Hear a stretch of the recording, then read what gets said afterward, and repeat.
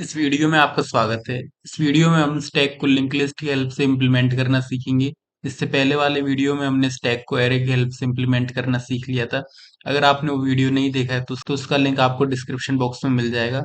तो चलिए इस वीडियो को शुरू करते हैं। तो सबसे पहले हम देखते हैं कि लिंक लिस्ट से स्टैक को इम्प्लीमेंट करने की एडवांटेज क्या है। तो सबसे पहली एडवांटेज तो ये कि लिंक लिस्ट का जो मेमोरी एलोकेशन होता है वो डायनामिक होता है, यानी कि उसको हम घटा बढ़ा सकते हैं। और यहाँ पे जो दूसरा पॉइंट है वो है नो लिमिट्स ऑन एलिमेंट्स, कि लिंक लिस्ट में हम जितने चाहे उतने एलिमेंट स्टोर करवा सकते हैं, जिससे यहाँ पर हमारे पास एलिमेंट स्टोर करवाने की कोई लिमिट नहीं होती। तो देखिए लिंक लिस्ट रिप्रेजेंटेशन में हम क्या करेंगे, हम एक टॉप नाम का पॉइंटर लेंगे और इस टॉप पॉइंटर के अंदर हमारे टॉप मोस्ट एलिमेंट का एड्रेस स्टोर होगा। जैसे लिंक लिस्ट में हम फर्स्ट पॉइंटर लेते थे जिसमें इसमें फर्स्ट नोड का एड्रेस स्टोर होता था, तो ऐसे ही इसमें क्या होगा, इसमें हमारे टॉप नोड का एड्रेस स्टोर होगा। तो देखिए नोड के दो पार्ट होते हैं। पहला पार्ट होता है डाटा, इस डाटा पार्ट में हम अपने एलिमेंट की वैल्यू स्टोर करते हैं। और जो दूसरा पार्ट होता है नेक्स्ट पार्ट, इस नेक्स्ट पार्ट में हम नेक्स्ट नोड का एड्रेस स्टोर करते हैं।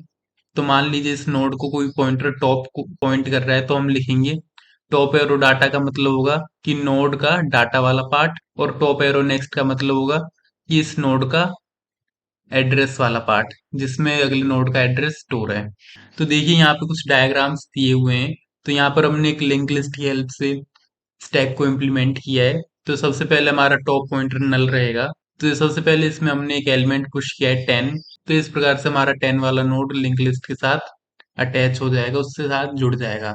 तो मान लीजिए अब हमें अपना दूसरा कोई एलिमेंट स्टोर करवाना है। जैसे कि हमने यहाँ पे स्टोर करवाया पुश 20, हमने 20 को पुश किया है। तो देखिए उसके लिए हम क्या करेंगे, तो यहाँ पे हमारा ये टॉप पॉइंटर इस प्रकार से इस 10 वाली नोड को पॉइंट कर रहा है। तो हमें यहाँ पर बीच में इस 20 वाले नोड को इंसर्ट करवाना होगा।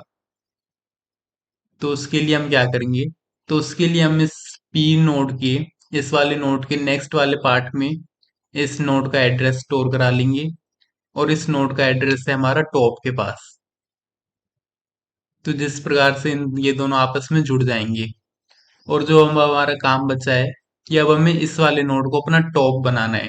तो उसके लिए हम क्या करेंगे, उसके लिए हम टॉप में इस नोड का एड्रेस स्टोर कर देंगे।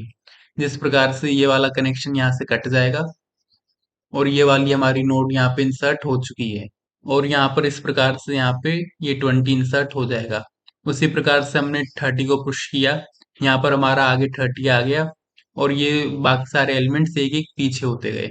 और यही हमने लाइंस यहाँ पर लिखी हैं, P arrow next equal to top, कि पी का जो नेक्स्ट पार्ट है उसमें वही एड्रेस स्टोर हो जाए जो टॉप का एड्रेस है। और फिर हमने टॉप इक्वल टू पी कर दिया, कि जो हमने नया नोड स्टोर किया है उसी को हमने टॉप बना दिया। और यहाँ पर हमारा दूसरा ऑपरेशन है पॉप का। तो देखिए पॉप के ऑपरेशन में हमने क्या किया है, तो पॉप के ऑपरेशन में हमें इस वाले नोड को डिलीट करना होगा। तो इसको डिलीट करने के लिए हम क्या करेंगे, हम करेंगे top equal to top arrow next. तो देखिए इसको डिलीट करने के लिए हमने टॉप एरो नेक्स्ट किया है, क्योंकि हमें टॉप एरो नेक्स्ट से हमें इस टॉप को इस वाले नोड का एड्रेस देना है, और इस वाले नोड का एड्रेस इस वाले पार्ट में स्टोर है, यानी कि टॉप के नेक्स्ट पार्ट में स्टोर है। तो इसलिए हमने top equal to top arrow next करके इस सेकंड नोड का एड्रेस दे दिया, जिससे कि ये वाला नोड अपने आप डिलीट हो जाएगा। तो अब हम इसका कोड भी देख लेते हैं। तो सबसे पहले हमने दो फाइल इंक्लूड की, पहली की stdio.h और दूसरी की stdlib.h। तो ये जो हमने stdlib.h की है, इसमें हमारे malloc फंक्शन और फ्री फंक्शन होते हैं जो हम लिंक लिस्ट में यूज करते हैं। उसके बाद मैंने पुश पॉप पीक और डिस्प्ले की प्रोटोटाइपिंग की। तो इन सभी के रिटर्न टाइप्स को मैंने वॉइड रखा, और केवल मैंने पुश को इंटीजर टाइप का पैरामीटर दिया, क्योंकि इसको कॉल करते समय हम इसमें वैल्यू पास करेंगे जो वैल्यू हमें स्टोर करवानी है जो, और बाकी सभी के पैरामीटर्स को मैंने वॉइड रखा। और उसके बाद हमने यहाँ पे एक स्ट्रक्चर बनाया नोड नाम का, और इस स्ट्रक्चर के हमने दो पार्ट रखे। पहला पार्ट रखा इंटीजर डाटा, जिसमें हम अपने डाटा को स्टोर करेंगे, अपनी वैल्यू को स्टोर करेंगे। और दूसरा मैंने रखा स्ट्रक्ट नोड टाइप का एक पॉइंटर नेक्स्ट नाम का। तो देखिए इस नेक्स्ट पॉइंटर में हम अपने अगले नोड का एड्रेस स्टोर करेंगे, और ये एक स्ट्रक्ट नोड का एड्रेस स्टोर करेगा, तो इसलिए हमने यहाँ पर पहले लिखा है स्ट्रक्ट नोड। और उसके बाद मैंने यहाँ पे कीवर्ड का यूज किया है टाइप डेफ। तो ये देखिए ये टाइप डेफ क्या करेगा, इस टाइप डेफ के लिखने से हमने स्ट्रक्ट नोड को एक नया नाम दे दिया और इस डाटा टाइप को हमने दोबारा से डिफाइन कर दिया। तो देखिए यहाँ पे स्ट्रक्ट नोड से अब जहां पर भी मैं n लिखूंगा उसका मतलब स्ट्रक्ट नोड होगा। हमने इसको एक नया नाम दे दिया, एक छोटा नाम दे दिया, जिससे कि मुझे ये पूरा स्ट्रक्ट नोड लिखने की जरूरत नहीं है। और उसके बाद मैंने लिखा N star top equal to null. तो मैंने अपना टॉप पॉइंटर बनाया जिसको हम अपने टॉप मोस्ट नोड का एड्रेस देंगे, और इसको मैंने नल बनाया। शुरुआत में मैंने इसको नल वैल्यू दी क्योंकि अभी हमने अपनी स्टैक बनाई नहीं है, तो ये बिल्कुल खाली है। और वॉइड मेन फंक्शन को हम जब प्रैक्टिकली करेंगे जब देखेंगे। तो अब हम अपना पहला फंक्शन देखते हैं, पुश फंक्शन। तो इसमें मैंने पैरामीटर को m नाम दे दिया, और उसके बाद मैंने एक पॉइंटर डिक्लेयर किया स्ट्रक्ट नोड टाइप का q। और उसके बाद मैंने लिखा है q equal to N star into malloc of size of N. तो हमने मेलोक फंक्शन की हेल्प से मेमोरी एलोकेट कर दी q को, और कितनी मेमोरी एलोकेट की, साइज ऑफ n के बराबर। तो साइज ऑफ हमारा एक फंक्शन होता है जो किसी भी डाटा टाइप और वेरिएबल का साइज बता देता है। तो यहाँ पर हमने इसमें n का साइज पास किया, जिससे कि जितना इस n का साइज होगा उतनी मेमोरी एलोकेट हो जाएगी q को। तो इस लाइन की हेल्प से हमारा एक नोड बन जाएगा मेमोरी के अंदर। लेकिन अभी हमारा केवल ये नोड बना है, इसमें हमने कोई वैल्यू नहीं स्टोर की है। और उसके बाद मैंने लिखा है if q equal to null, कि अगर हमारा q नल के इक्वल है तब प्रिंट हो जाए ओवरफ्लो केस। तो देखिए ऐसा जब होगा, जो हमारा लैपटॉप है या कंप्यूटर उसमें स्पेस नहीं होगा तब ये लाइन प्रिंट होगी, जो कि काफी बड़ा मुश्किल है प्रिंट होना। और अगर ये वाला इफ का केस ट्रू नहीं होता तब हमारा ये एल्स वाला पार्ट चलेगा। और इस एल्स पार्ट में हमने लिखा है Q arrow data equal to M. हमने क्यू के डाटा वाले पार्ट में एम को स्टोर करा लिया, तो यहाँ पे एम स्टोर हो जाएगा। और उसके बाद मैंने लिखा है if top equal to null, कि अगर हमारा टॉप नल के इक्वल है उसका मतलब कि अभी हमारी स्टैक बिल्कुल एम्प्टी है और उसमें कोई भी नोड स्टोर नहीं है। तो जो हम अभी ये नोड बना रहे हैं ये हमारा पहला नोड है। अगर ये हमारा पहला नोड है तो इसके नेक्स्ट पार्ट में हम नल स्टोर करेंगे। तो वही मैंने यहाँ पे किया है। तो क्यू एरो नेक्स्ट में नल स्टोर हो जाएगा।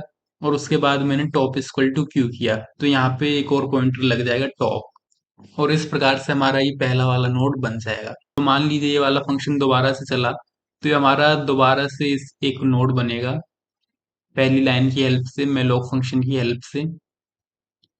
तो मान लीजिए उसको मैंने वैल्यू दी n।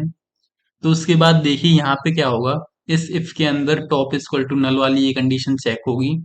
तो अब की बार ये हमारी कंडीशन फॉल्स आएगी क्योंकि टॉप के पास इस वाले नोड का एड्रेस है।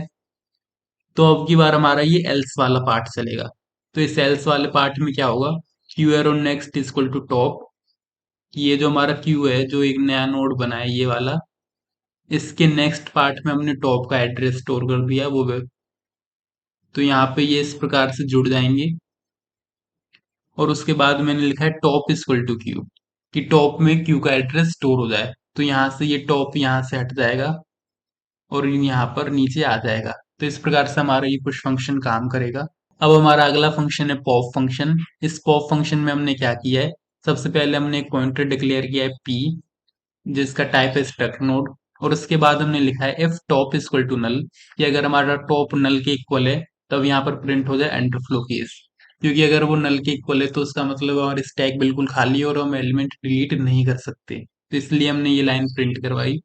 और अगर ये वाला केस ट्रू ना हो तब हमारा ये एल्स वाला पार्ट चलेगा। और इस एल्स वाले पार्ट में हमने क्या किया है, हमने लिखा है p इक्वल टू टॉप। हमने टॉप नोड का एड्रेस p के अंदर स्टोर कराया। और उसके बाद हमने लिखा top equal to top arrow next. तो इससे जो सेकंड नोड का एड्रेस है वो टॉप के अंदर आ जाएगा। फिर लास्ट में हमने p को फ्री कर दिया। तो यहाँ पर फ्री एक हमारा फंक्शन होता है जिससे कि हम नोड को परमानेंटली डिलीट करते हैं, क्योंकि यहाँ पर हमने केवल उसको लिंक लिस्ट में से हटाया है और उसको परमानेंटली डिलीट करने के लिए हमें फ्री फंक्शन का यूज करना पड़ेगा। तो इसलिए हमने यहाँ से उसको परमानेंटली डिलीट किया है। और उसके बाद हमारा अगला फंक्शन है पीक फंक्शन। इस पीक फंक्शन में हम अपने टॉप मोस्ट एलिमेंट को प्रिंट करेंगे। तो इसमें मैंने सबसे पहले एक पॉइंटर लिया है p, और फिर दोबारा से मैंने अंडरफ्लो की कंडीशन चेक की if top equal to null, तो प्रिंट हो जाए अंडरफ्लो केस। और अगर ये ट्रू ना हो तब हमारा ये एल्स वाला पार्ट चलेगा, जिसमें मैंने लिखा है print F top most element is percentage T, जिसमें हमने टॉप एरो डाटा को प्रिंट करवा लिया। टॉप एरो डाटा मतलब कि टॉप के डाटा पार्ट में जो वैल्यू स्टोर है उसको हमने प्रिंट करवा लिया। और उसके बाद हमारा अगला फंक्शन है डिस्प्ले फंक्शन। तो इस डिस्प्ले फंक्शन में हमने क्या किया है, इसमें भी हमने एक पॉइंटर लिया है p, और उसके बाद मैंने फिर दोबारा से अंडरफ्लो की कंडीशन चेक की, if top is equal to null, तो यहाँ पे लिखाएगा प्रिंट एफ अंडरफ्लो केस। और अगर हमारी ये कंडीशन ट्रू नहीं है तब हमारा ये एल्स वाला पार्ट चलेगा। इसके अंदर मैंने p पॉइंटर के अंदर टॉप का एड्रेस स्टोर किया है। फिर मैंने लिखा है while p is not equal to null, कि जब तक हमारा p नल के इक्वल ना हो जाए तब तक हमारा ये लूप चलता रहे। और इसमें मैंने एक वैल्यू प्रिंट करवाई है p एरो डाटा की, और लास्ट में मैंने p को अपडेट करता रहा, p equal to p arrow next. तो ये हमने लिंक लिस्ट वाले वीडियो में भी पढ़ा था। तो देखिए इसमें क्या होगा, यहाँ पे p equal to p arrow next से जो हमारा पॉइंटर है उसको अपने नेक्स्ट नोड का एड्रेस मिलता रहेगा, और एक पॉइंट ऐसा आएगा कि वो p जो है हम अपने लास्ट नोड पे पहुंच जाएंगे, और लास्ट नोड के पे पहुंचने के बाद हमारा ये लूप खत्म हो जाएगा और हमारी सारी वैल्यूज प्रिंट हो जाएंगी। तो हम अपना void फंक्शन लिख लेते हैं। अभी हमारी स्टैक बिल्कुल खाली है, तो सबसे पहले हम अपना पॉप फंक्शन रन कर कर देखते हैं, क्योंकि हमारी कंडीशन अभी अंडरफ्लो केस की आनी चाहिए। तो इसको अब हम सेव करके रन करते हैं। तो यहाँ पर हमारा आउटपुट आ चुका है अंडरफ्लो केस। तो हमारा पॉप का अंडरफ्लो केस बिल्कुल सही है। और अब हम कुछ एलिमेंट्स को पुश करके देखते हैं। तो यहाँ पर मैंने कुछ 3 ऑपरेशन पुश के लिख दिए हैं। तो अब मैं इसको सेव करके रन करके देखता हूँ।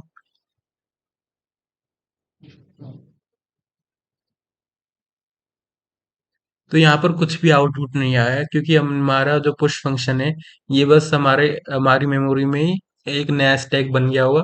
लेकिन अगर हम अपने स्टैक को चेक करना चाहता हूँ तो उसके लिए मैं डिस्प्ले फंक्शन का यूज करूंगा। तो जब मैंने डिस्प्ले फंक्शन दिया तो हमारा आउटपुट आ गया 30, 20 और 10। तो सबसे लास्ट में हमने 30 वैल्यू दी थी। लेकिन जब हमने प्रिंट करवाया डिस्प्ले फंक्शन की हेल्प से, तो सबसे पहले हमारा 30 प्रिंट हुआ, फिर उसके बाद 20, और फिर उसके बाद 10। तो यहाँ पर हमारा स्टैक का प्रिंसिपल काम करता है लास्ट इन फर्स्ट आउट। तो सबसे लास्ट में हमने 30 दिया था, लेकिन हमारा फर्स्ट कौन सा आया, 30। और सबसे पहले हमने 10 दिया था, लेकिन प्रिंट हमारा सबसे लास्ट 10 हुआ। तो इस प्रकार से हमारा स्टैक का प्रिंसिपल काम करता है। तो अब हम डिस्प्ले के बाद अपना पीक फंक्शन को कॉल करके देख लेते हैं।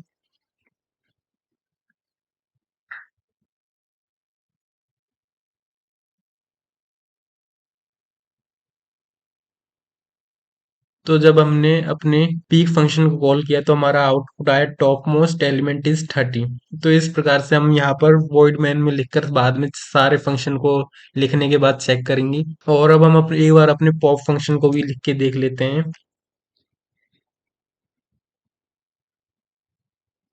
तो यहाँ पर मैंने दो और फंक्शन लिख दिए। पहला फंक्शन हमने लिखा पॉप, तो पॉप से हमारा 30 डिलीट हो जाना चाहिए। और उसके बाद हम डिस्प्ले से देखेंगे कि क्या हमारा 30 नोट डिलीट हुआ है।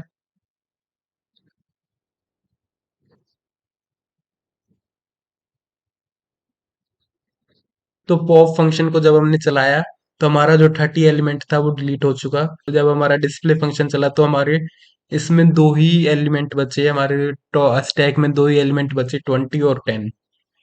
और पॉप फंक्शन की हेल्प से हमारा 30 डिलीट हो चुका है। और ये जो आउटपुट है ये उस पहले वाले पॉप फंक्शन से पहले जो हमने पीक फंक्शन कॉल किया तो उसका आउटपुट है। और अगर आपको कोई भी डाउट हो तो आप कमेंट सेक्शन में पूछ सकते हैं, मैं उस डाउट को सॉल्व करने की पूरी कोशिश करूंगा। Thank you.